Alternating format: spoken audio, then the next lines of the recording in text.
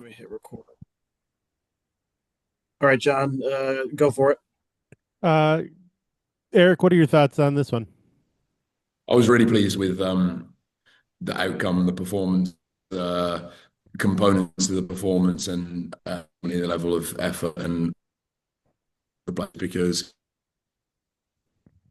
I think lost lost on people at home, but the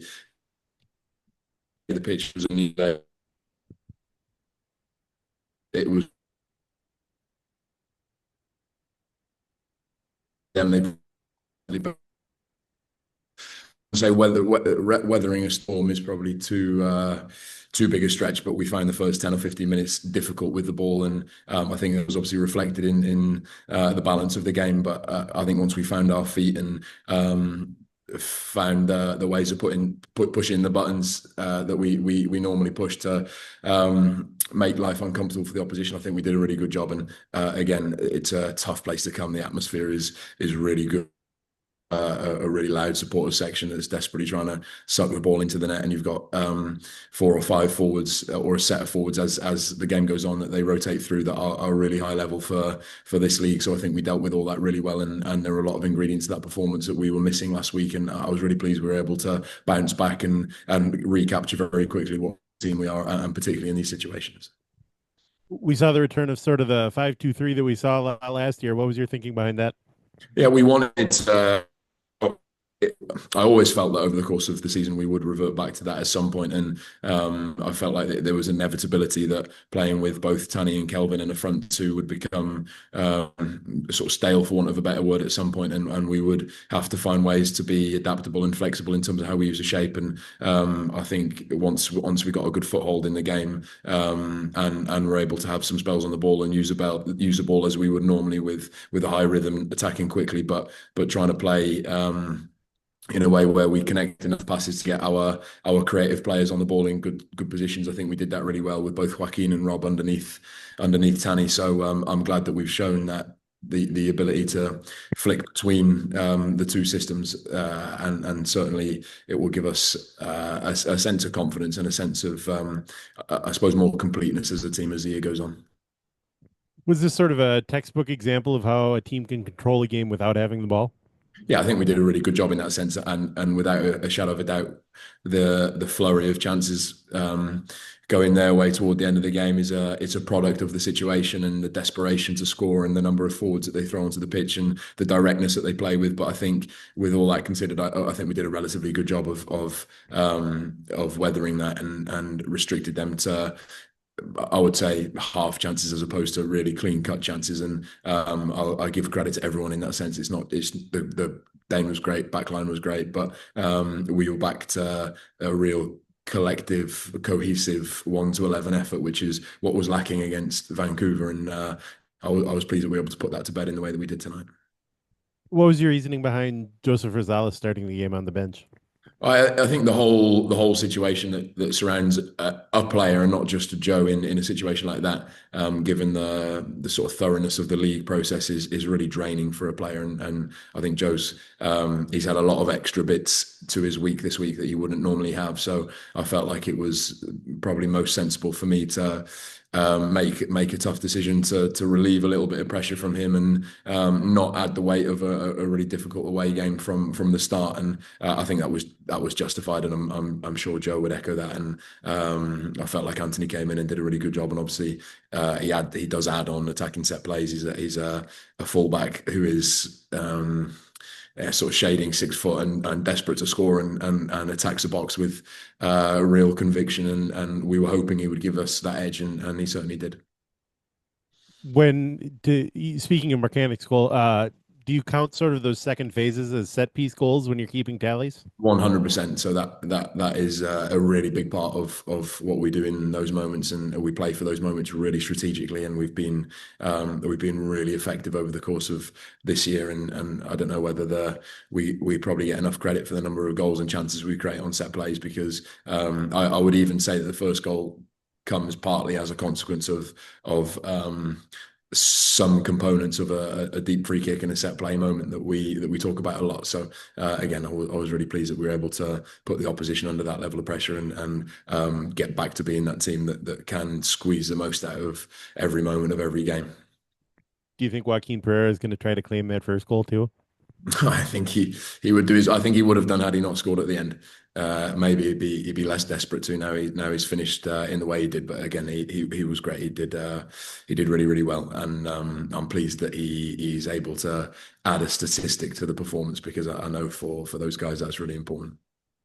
What were your thoughts on how Carlos Harvey played in that midfield role? Yeah, he did great, and overall, I would say I think he had a tricky first 10 or 15 minutes on the ball, as did a few of the guys. But I would sort of stress that, yeah, it was partly our doing, and I'm not laying all blame on the pitch, but it was a really difficult pitch, very very different to anything I've encountered since I've been here. Very short grass, very quick, lots of bobbles, lots of gaps in between blocks of grass. So I felt like he was probably the victim of that a little bit. But once he settled in, I think he was very good out of possession. And once he got to grips with the pace of the game, he was fairly effective with the ball as well. And it's not easy going from playing in the back line to playing in midfield, not least from a physical perspective. I think by the time he came off, he was on course to do about 3.5, 4K more than he would normally do when he's playing at the back. And I was very conscious of that in making that decision on an hour to bring him off. So I think, given that that's his first step back into the middle for a while, I think he did a really good job.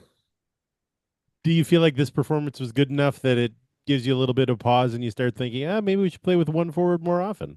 No, I think it almost sort of reaffirms what I thought about the group, in that we would for sure not play 30 odd games with Tanny and Kelvin as a front two. That it just, number one, it wasn't sustainable. It doesn't give us enough adaptability or ability to be pragmatic. And I felt like today it just almost justified that. It was something that we did very well last year. We can defend very well in that shape, and once we find our rhythm, we can attack as we want to attack. I think I sort of stressed that we're just not going to be a team that is going to be successful on the basis of phases of possession that last 30 passes. You can see in the characteristics of almost all the players that we have at the top of the pitch, they want to attack quickly. They're really direct, and I think we can continue to feed that in the way that we play today. But we're taking out a physical, athletic forward that wants to attack space in behind, and in theory, however we do it, replacing them with more of a sort of technician in the middle of the pitch. And I think that was reflected in lots of moments of the game today. Obviously, it was a limited appearance, but what did you think of Julian Grestle's first minutes in a Loons jersey? Yeah, I think he obviously gave us, of course, what we wanted him to give us, in the sense that as Julian comes on, we were able to sort of still have a nice balance on that side between a player that can defend and give us a real quality on the ball and a real attacking threat, and also move Bongi higher up the pitch. And I think Bongi did a really good job further forward, and he obviously plays with more freedom. He's closer to the front. He's a really unpredictable player, and I think in from the middle of the pitch he can be even more unpredictable, for good and for bad sometimes.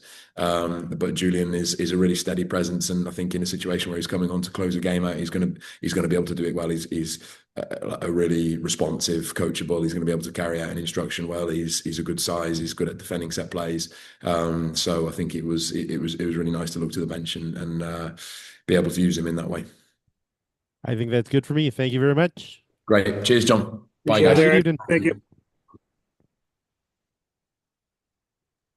All right, we've got defender Anthony Markanich with a goal tonight. Congrats on that goal, Anthony. You've got John Marthaler with the Star Tribune, and so it's just him tonight. So, John, take it away when you're ready. How does it feel to get that first Loons goal? Oh, it felt amazing. I felt like so much relief came off of me. I mean, you see the way I celebrated.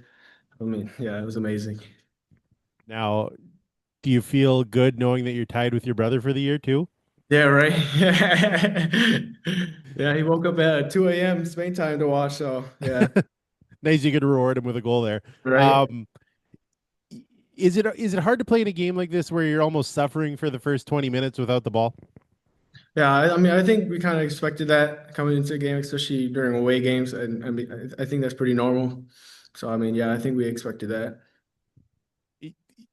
in some ways it felt like this was almost the ideal of a road game, of how you want to play a road game in MLS. Is this sort of the game plan? I mean,